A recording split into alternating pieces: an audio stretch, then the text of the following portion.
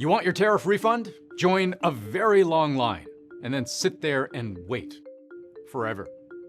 Probably forever. You're not getting a tariff refund. Sorry about that. So here's the problem. When the Supreme Court ruled last week that Trump's double-digit Liberation Day reciprocal emergency tariffs were illegal all along, they didn't say anything at all about what to do with all that illegally collected money. The Supreme Court sort of punted on this. Estimates are the U.S. government collected somewhere between $130 and $175 billion that it should not have. Giving it back, says one Supreme Court justice, that process is likely to be a mess. Which, if true, is at least partly because Donald Trump doesn't want to give it back.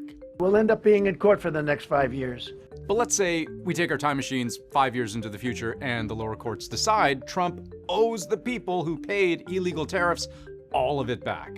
The amount you're entitled to is basically zero.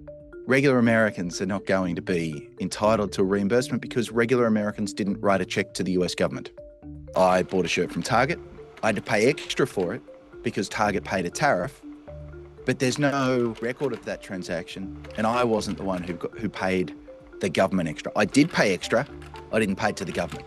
If the government owes anyone money, it's going to turn out to be Target, or more generally, American importers, companies, and not American consumers. It's true. American companies like Costco, Walmart, Target, etc., they're the ones who ultimately had to pay the bill, and lots of them just ate those costs. The amount of pass-through, as they call it, so how much of those higher costs were actually indirectly paid by you in the form of prices getting jacked up. According to one study out of Harvard, companies eventually passed on about a quarter of higher import costs due to tariffs onto you, the customer. The U.S. Tax Foundation figures that's somewhere around $1,000 per household. But like I said at the start, if you want a refund, get in back of a very long line.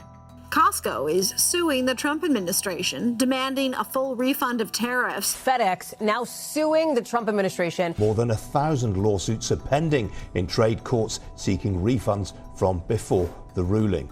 Trump's illegal emergency tariffs were spread out amongst literally hundreds of thousands of companies. They paid, and so did you, just not as directly.